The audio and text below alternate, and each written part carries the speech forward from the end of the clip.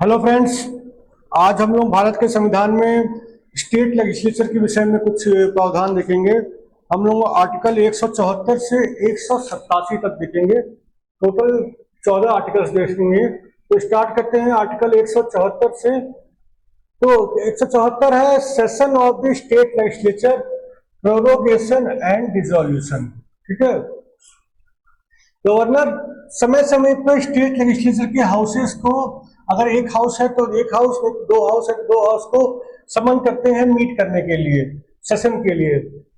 और कहाँ मीट करना है, जो भी प्लेस और टाइम गवर्नर फिक्स करें, वही जनरली विधानसभा जो अपनी उसका होता है जगह, वहीं पे होता है मीटिंग, और टाइम भी गवर्नर बताते हैं। दो सेशन जो एक हाउस के होते हैं उसमें 6 महीना या उससे ज्यादा का गैप नहीं हो सकता। 6 महीने से कम का गैप होना चाहिए। ये काउंट कैसे करेंगे? एक सेशन का अंतिम दिन और दूसरे सेशन का पहला दिन, ये जो गैप है इस दोनों दिनों के बीच में, ये 6 महीने से कम का होना चाहिए। 6 महीना या इससे ज्यादा का नहीं होना चाहिए। और दूसरी बात कि दोनों सदन, चाहे अगर एक सदन है तब भी, तो साल में मिनिमम 2 बार उसका सेशन होगा ही होगा। दो सेशन से कम साल में किसी का नहीं होगा। अच्छा, गवर्नर के पास प्रोरोग करने की भी पावर है हाउस को, और डिसॉल्व लेजिस्लेटिव असेंबली को डिसॉल्व करने की भी पावर है। प्रोरोग मतलब एक सेशन चल रहा है उसको खत्म करने की। ये सेशन खत्म हो गया, वो पावर है दोनों ही सब सदनों को, विधानसभा विधान परिषद दोनों के लिए ही है। और डिसॉल्व लेकिन केवल वो लेजिस्लेटिव असेंबली को कर सकते हैं, लेजिस्लेटिव काउंसिल को नहीं कर सकते। दूसरी बात यह कि विधानसभा विधान परिषद दोनों है, तो दोनों को एक साथ उसका प्रोरोग करना जरूरी नहीं है। वो अलग अलग दिन भी कर सकते हैं कि उसी तरह से समन करना, बुलाना, उनकी मीटिंग बुलाना, एक ही संग बुलाना है कोई जरूरी नहीं है। एक ही दिन सदन का सत्र खत्म करना है वो भी जरूरी नहीं है। वो अलग अलग दिन दोनों का हो सकता है। तो प्रोरोग का मतलब है सस्पेंड करना या फिर विधान सभा या विधान परिषद के सत्र को खत्म करना। ठीक है। कुछ विधान स्टेट लेजिस्लेचर के संबंध में कुछ इंपॉर्टेंट टर्म्स हम लोग समझ लेते हैं। समनिंग, गवर्नर द्वारा समन किया जाता है विधानसभा विधान परिषद को समय समय पर, और एक सत्र में बहुत सारी मीटिंग्स होती हैं सदन की। एडजर्नमेंट का मतलब है कोई सीटिंग चल रही है, उस दिन उसको सस्पेंड कर दिया गया और वर्क सस्पेंड हो गया। अब नेक्स्ट दिन या जब भी फिक्स किया गया है जो मीटिंग करने का, उस दिन होगा। कौन एडजर्न करता है? जो भी प्रिसाइडिंग अफसर है उस सदन का, वो कर सकते हैं। कितने दिन के लिए एडजर्न कर सकते हैं? कुछ घंटे के लिए कर सकते हैं, कुछ दिन के लिए कर सकते हैं, या कुछ हफ्तों के लिए भी कर सकते हैं। अगर एडजर्नमेंट साइनेडाई है कि मतलब कि एडजर्न किया गया अनिश्चित काल के लिए, उसमें ये नहीं बताया गया एडजर्न करते वक्त कि अब नेक्स्ट कब मीटिंग होगी। बाकी एडजर्नमेंट में बताया जाता है कि आज एडजर्न किया जा रहा है कि इतने दिन बाद इस समय मीटिंग होगी। एडजर्नमेंट साइनेडाई होता है तो जब सत्र का कामकाज खत्म हो जाए तो फिर वो प्रिसाइडिंग अफसर उसको संडाई एडजर्न कर देते हैं। उसमें वो बताते नहीं कि अब कब मीटिंग होगी, और उसके बाद फिर गवर्नर प्रोरोग का ऑर्डर निकाल देते हैं। ठीक है, ये सदन प्रोरोग किया जाता है, ये सत्र खत्म किया जाता है। प्रिसाइडिंग अफसर एडजर्न करने के संडाई जब सत्र का कामकाज खत्म हो जाएगा, और उसके बाद गवर्नर प्रोरोग का ऑर्डर निकाल देंगे। प्रोरोग का ऑर्डर मतलब termination of the session.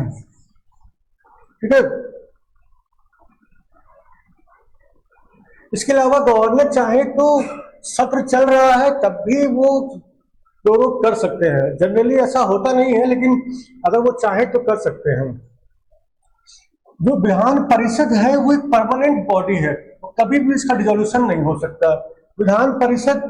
Vidhan Sabha dissolve की जा सकती है, अगर डिसॉल्व कर दी गई विधानसभा तो उस हाउस का एग्जिस्टेंस ही खत्म हो गया। अब नए चुनाव होंगे और उसके बाद नई नई विधानसभा गठित होगी। अब कोरम पे आ जाते हैं। कोरम का मतलब मिनिमम सदस्यों की संख्या, ताकि सदन में के कामकाज कंडक्ट किया जा सके। अगर इतने सदस्य नहीं है तो सदन कोई काम काज नहीं करेगा। वो सदस्यों की संख्या क्या है? वो 1/10 ऑफ द मेंबर्स हैं। प्रिसाइडिंग अफसर को इंक्लूड करते हुए तो पूरे सदन के सदस्यों की संख्या के 1/10। लेकिन अगर वो संख्या 1/10 की संख्या 10 से कम आ रही है तो फिर 10। तो आप इसको कह सकते हैं 1/10 of total members subject to minimum of 10 members. ठीक है, इसमें प्रिसाइडिंग अफसर भी इंक्लूडेड है। और अगर सदन में कोरम नहीं है तो प्रिसाइडिंग अफसर का ड्यूटी है कि वो एडजर्न कर दे हाउस को और मीटिंग सस्पेंड कर दे जब तक कि कोरम आ न जाए। सदन में वोटिंग कैसे होती है? Majority of members present in voting. Presiding अफसर है उनको छोड़ दीजिए, बाकी जितने भी मेंबर्स वहां पर प्रेजेंट हैं और वोट कर रहे हैं तो फिर उनका देखा जाता है कितने फेवर में, कितने अगेंस्ट है, कितने किस मैटर पे 50% से ज्यादा वोट कर रहे हैं। अगर 50% से ज्यादा लोग अप्रूव कर रहे हैं तो वो प्रपोजल अप्रूव हो जाएगा। 50% से ज्यादा वोट लोग रिजेक्ट कर रहे हैं तो वो प्रपोजल रिजेक्ट हो जाएगा। इसी को ऑर्डिनरी मेजॉरिटी बोलते हैं। ठीक है, लेकिन कुछ मुद्दों पे स्पेशल मेजॉरिटी भी चाहिए होती है। मुद्दे कैसे होते हैं कि अगर असेंबली के स्पीकर को हटाना है, विधान परिषद के चेयरमैन को हटाना है, तो उसमें स्पेशल मेजॉरिटी चाहिए होती है। जैसे हमने देखा कि लेजिस्लेटिव असेंबली डिसॉल्व की जा सकती है। मान लीजिए लेजिस्लेटिव असेंबली डिसॉल्व कर दी गई तो जो पेंडिंग बिल्स थे उनका क्या होगा? तो आइए एक एक करके देखते हैं। अगर विधानसभा में पेंडिंग था और विधान परिषद में क्या था, वहां या तो वहां पे पास था या फिर विधान परिषद तक पहुंचा ही नहीं था। अभी पहली बार विधानसभा में आया था, विधान परिषद तक पहुंचा नहीं था, या फिर विधानसभा में पहुंचा था, पहले पहुंचा था, वहां से पास हो चुका था और विधान परिषद में पेंडिंग था, विधानसभा में पेंडिंग था, तो ये बिल लैप्स हो जाएगा क्योंकि लेजिस्लेटिव असेंबली डिसॉल्व कर दी गई है। विधानसभा में पास था और विधान परिषद में पेंडिंग था तो भी बिल लैप्स हो जाएगा। विधानसभा में पास नहीं था और पहले प्रस्तुत किया था विधान परिषद में, वहां पर भी पास नहीं था, पेंडिंग था, तो फिर बिल लैप्स नहीं करेगा। विधानसभा में पास है, विधान परिषद में पास है, गवर्नर की कंसेंट नहीं मिली है, एसेंट नहीं मिली है, या राष्ट्रपति के पास पेंडिंग है, तो बिल लैप्स नहीं करेगा। दोनों जगह पास है, प्रेसिडेंट ने वापस भेज दिया रिकंसिडरेशन के लिए, तो भी लैप्स नहीं करेगा। आर्टिकल 175 के तहत गवर्नर के पास राइट है सदनों को संबोधित करने का और मैसेज भेजने का, दोनों शब्दों को। ठीक है, किसी एक को या दोनों को गवर्नर संबोधित कर सकते हैं, विधानसभा को, विधान परिषद को, या दोनों हाउस असेंबल टुगेदर, दोनों हाउस एक साथ इकट्ठा बैठेंगे उसको भी संबोधित कर सकते हैं। कब कर सकते हैं संबोधित?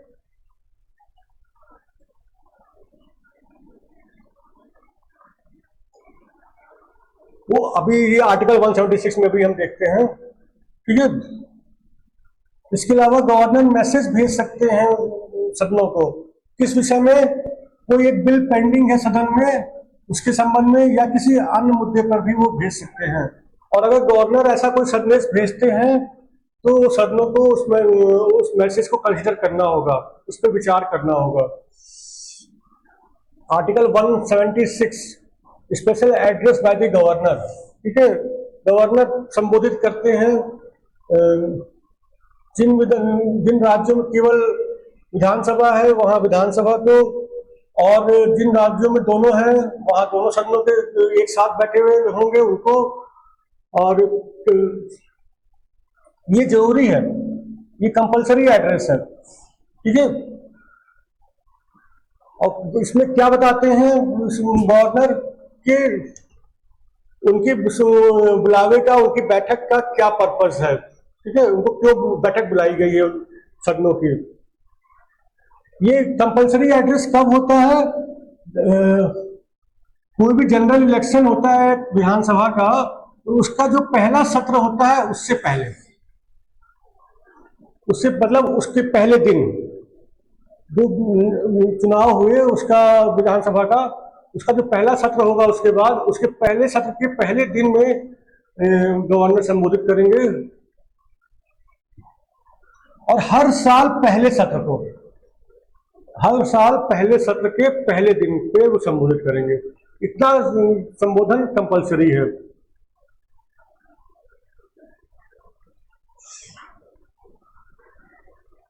अच्छा, मिनिस्टर्स के और एडवोकेट जनरल के कुछ स्पेशल अधिकार है सदनों के संबंध में, आर्टिकल 177 में दिया है। जो कोई भी मिनिस्टर या advocate general of the state के पास अधिकार है कि वो बोल सकते हैं सदन में और सदन की प्रोसीडिंग्स में भाग ले सकते हैं, ठीक है, किस सदन की, लेकिन विधानसभा की, विधान परिषद की, ठीक है। और इसके अलावा कोई कमिटी है उन सदनों की जहां पे वो सदस्य हैं, इस कमेटी के सदस्य हैं, वहां पर भी वो बोल सकते हैं। लेकिन इन लोगों के पास वोट करने का अधिकार नहीं होगा। अब मिनिस्टर्स तो वोट कर सकते हैं मिनिस्टर, लेकिन उसी सदन में करेंगे जिस सदन के वो मेंबर है, उससे सदन में नहीं करेंगे। लेकिन मिनिस्टर दोनों सदनों में जा सकते हैं, प्रोसीडिंग्स में भाग ले सकते हैं, बोल सकते हैं। और एडवोकेट जनरल कहीं भी वोट नहीं करेंगे, लेकिन वो दोनों सदनों में जा सकते हैं, प्रोसीडिंग्स में भाग ले सकते हैं और बोल सकते हैं, ठीक है। इसके अलावा सेम चीज कमिटीज के लिए भी है। जो कमिटीज, जो लेजिस्लेचर की कमिटी होगी, उसमें भी अगर वो सदस्य हैं तो वो बोल सकते हैं, भाग ले सकते हैं। अच्छा, अब आ जाते हैं आर्टिकल 178 से 181, छोटे छोटे आर्टिकल्स हैं। पहला है स्पीकर और डिप्टी स्पीकर से संबंधित। किसके स्पीकर, डिप्टी स्पीकर? ये है विधानसभा के। हर विधानसभा को अपने सदस्यों के बीच में से एक स्पीकर और एक डिप्टी स्पीकर का चुनाव करना होता है, ठीक है। और अगर वो सीट वैकेंट हो जाती है किसी वजह से, डेथ की वजह से, रेजिग्नेशन वगैरह की वजह से, फिर तुरंत दूसरा स्पीकर या डिप्टी स्पीकर का चुनाव करना होता है। जो भी व्यक्ति स्पीकर या डिप्टी स्पीकर चुना गया है, अगर वो उस विधानसभा का मेंबर नहीं रहता है किसी वजह से, तो वो उसको अपनी सीट छोड़नी होगी, स्पीकर या डिप्टी स्पीकर की। उसके पास ये भी अधिकार है कि वो इस्तीफा दे सकता है। अगर स्पीकर इस्तीफा दे रहा है तो वो डिप्टी स्पीकर को संबोधित करेंगे। अगर डिप्टी स्पीकर इस्तीफा दे रहे हैं तो वो स्पीकर को संबोधित करके इस्तीफा दे सकते हैं। उनको हटाया भी जा सकता है अपनी सीट से। एक रिजोल्यूशन मूव किया जाएगा विधानसभा में और मेजॉरिटी ऑफ द सदस्य उसको पास कर देंगे। जितने भी सदन के मेंबर्स हैं टोटल, जो प्रेजेंट एंड वोट कर रहे हैं उसकी बात नहीं हो रही है।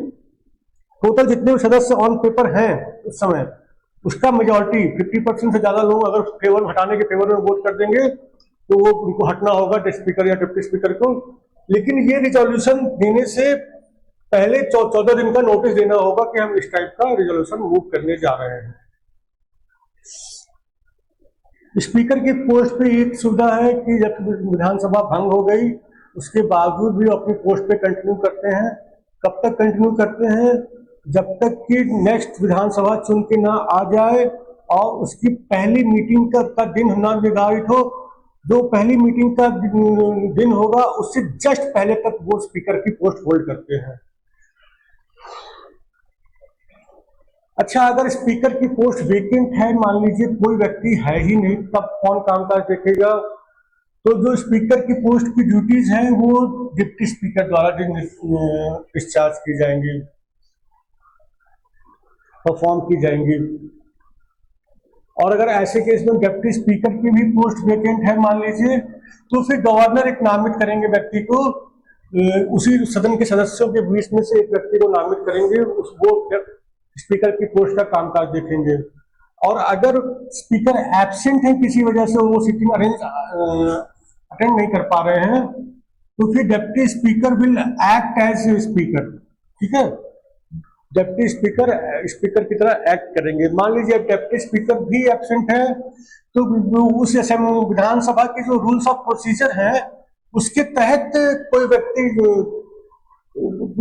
उसमें जो प्रावधान दिए हैं उसके तहत किसी व्यक्ति को डिसाइड किया जाएगा कि कौन डिसाइड करेगा विधानसभा की सेटिंग को, और ऐसा कोई व्यक्ति भी प्रेजेंट नहीं है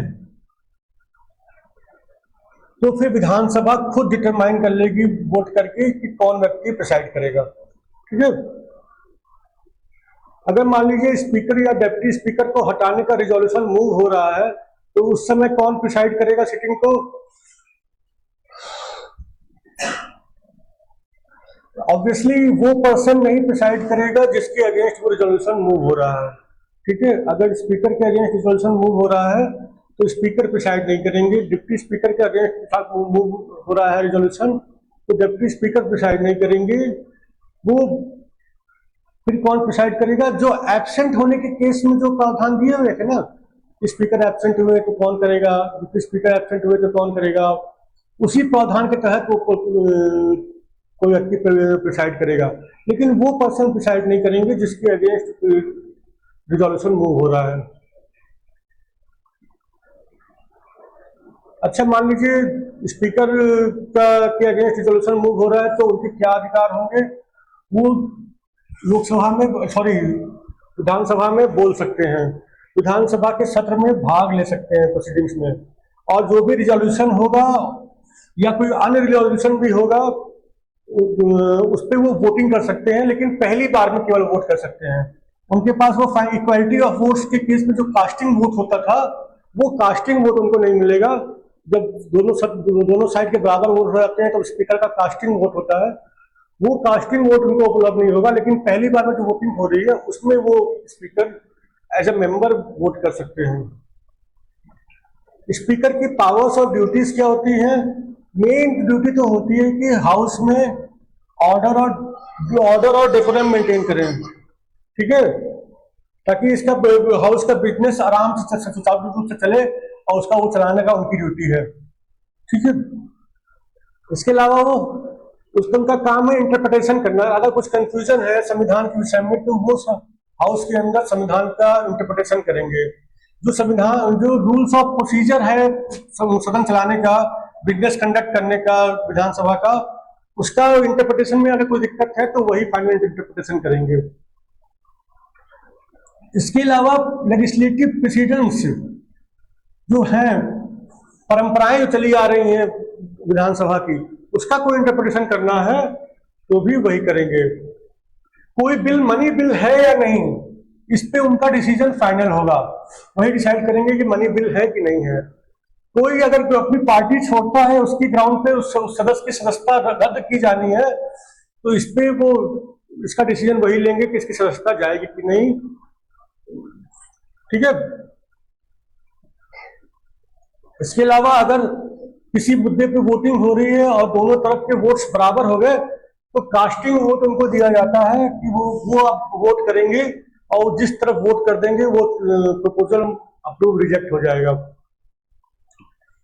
इसके अलावा सत्र का एडजर्नमेंट या सस्पेंशन, अगर कोरम नहीं है तो सत्र को एडजर्न या सस्पेंड करना भी उनके अधिकार क्षेत्र में है।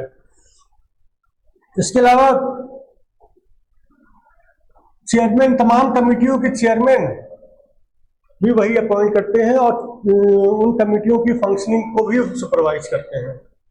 अब आ जाइए देख लेते हैं आर्टिकल 182 से 187, बहुत छोटे छोटे आर्टिकल हैं। 182 से 185 किस विषय में ये आर्टिकल है? चेयरमैन और deputy chairman of the legislative council, जिन राज्यों में विधान परिषद है उनके संबंध में है। तो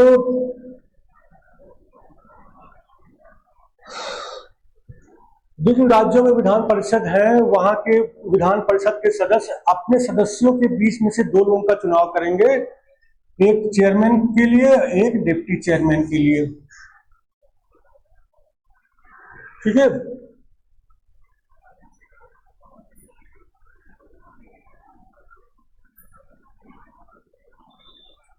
जो भी व्यक्ति चेयरमैन या डिप्टी चेयरमैन चुना गया है, उसको अपनी सीट, अगर वो विधान परिषद के सदस्य नहीं रह जाते हैं किसी वजह से, उनका टेन्योर खत्म हो जाता है, वो डेथ हो जाती है या फिर रिजाइन कर देते हैं सदस्यता से, तो उनकी सीट वैकेट हो जाएगी एज चेयरमैन या डिप्टी चेयरमैन। उनके पास रिजाइन करने का भी अधिकार है। वो अगर चेयरमैन रिजाइन करेंगे तो डिप्टी चेयरमैन को संबोधित कर देंगे, और अगर डिप्टी चेयरमैन रिजाइन करेंगे तो वो चेयरमैन को अपना इस्तीफा संबोधित करेंगे। उन्हें हटाया भी जा सकता है। कैसे हटाया जाएगा? जितने भी सदस्य हैं वो एक रिजोल्यूशन मूव करेंगे, उसको पास कर देंगे उनको हटाने के संबंध में, और जो भी सिंपल मेजॉरिटी से ही पास कर देंगे। और कम से कम 14 दिन का नोटिस देना होगा ये रिजोल्यूशन मूव करने से पहले। ये नहीं कि तुरंत अचानक से मूव कर दिया। अगर ये चेयरमैन या डिप्टी, अगर ये चेयरमैन की सीट वेकेंट है, कोई इनकम्बेंट है ही नहीं, तो उनकी ड्यूटीज डिस्चार्ज करेंगे डिप्टी चेयरमैन। अगर डिप्टी चेयरमैन की भी सीट वेकेंट है तो फिर गवर्नमेंट एक व्यक्ति को नामित करेंगे, वो डिस्चार्ज करेंगे ड्यूटीज।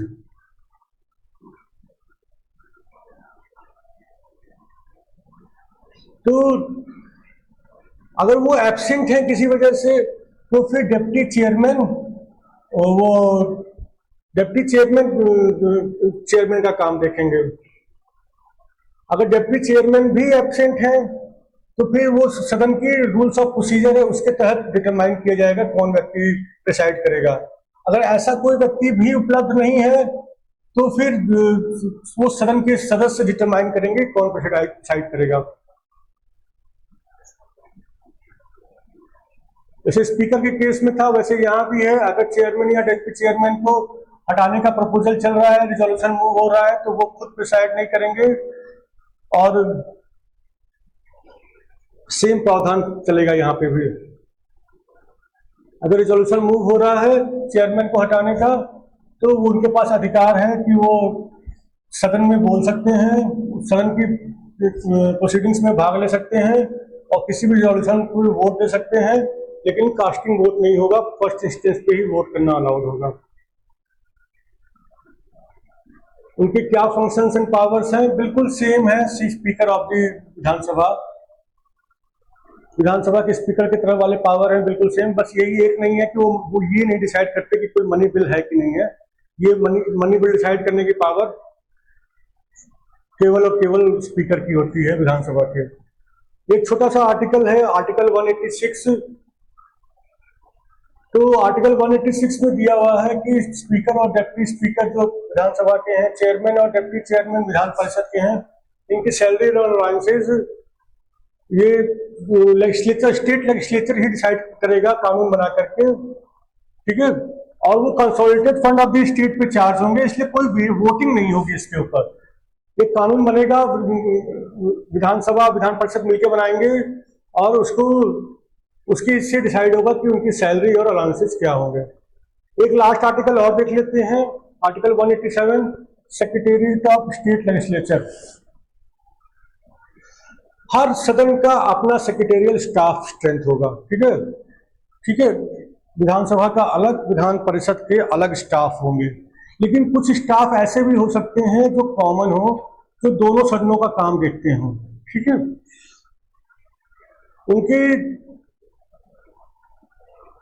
उनका रिक्रूटमेंट कैसे होगा, सर्विस के कंडीशंस क्या होंगे, ये सब स्टेट लेजिस्लेचर डिसाइड करेगा कानून बना करके।